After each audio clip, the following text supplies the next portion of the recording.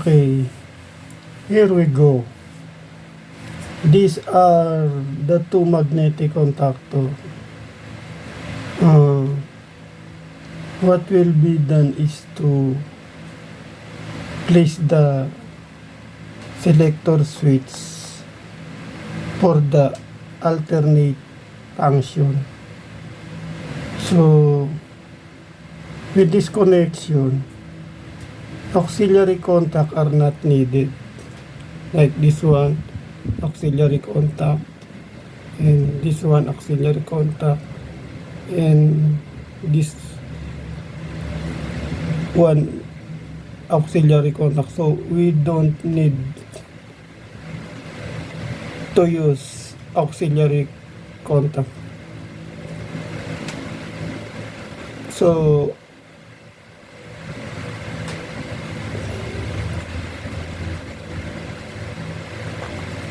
this is a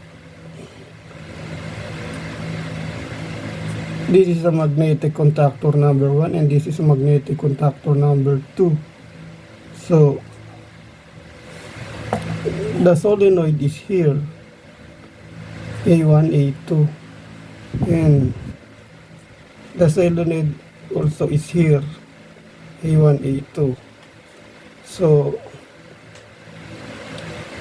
the contact of this selector switch is 3 and 4 normally open. 3 and 4 normally open.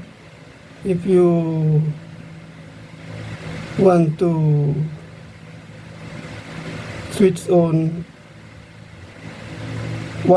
both of these, one contactor, either this or this. So just turn to the left and turn to the right, or if you want to switch off both of these, turn to center. So that's all I can say. So okay, so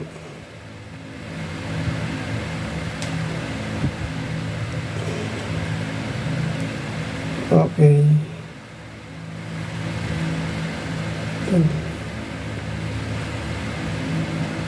so the wiring diagram is here. So about the wiring diagram, so just to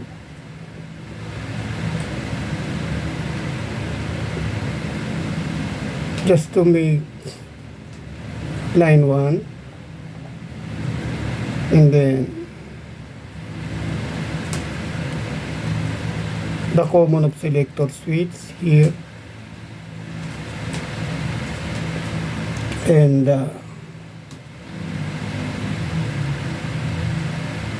one terminal for on here and another one terminal for on here. So the opposition is here. Okay, so the function is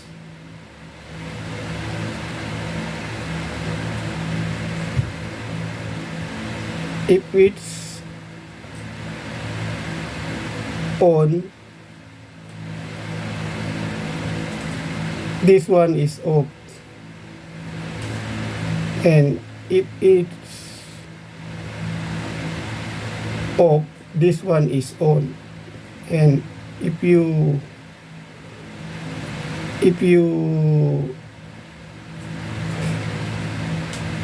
place the pointer, this indicator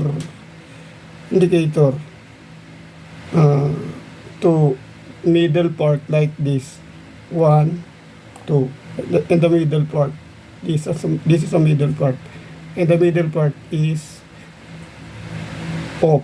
So the solenoid coil is here, MC1, and then line 2. Okay, and another MC2 is here, MC1 is here, MC2 is here.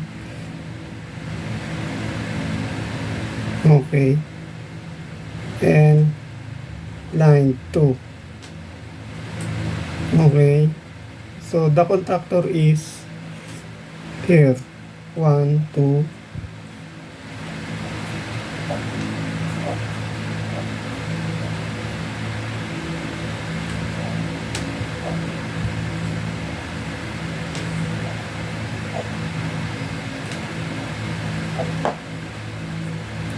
so I show the 3 terminal or the 3-phase contact or 3-pole contact, because this contactor is a 3-phase contact or 3-pole contact. So L1, L2, L3, L1, L2, L3, MC1, MC2, T1, T2, T3, T1, T2, T3. So, but if you want to use it, if you want to use this, or if you want to use it in your home or in your house, so because the power supply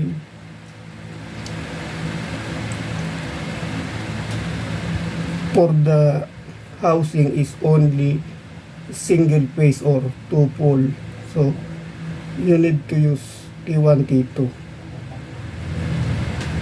But in the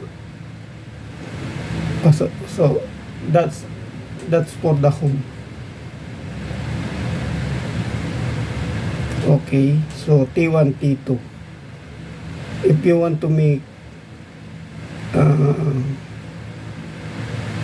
any job or any project you want to do in your control or motor control, so that's it. Okay, so if you want to switch on like this, MC2 is on. Okay, so this is on. If you want to move in the middle, both of this magnetic contactor is off. But if you want to turn into the left like this, so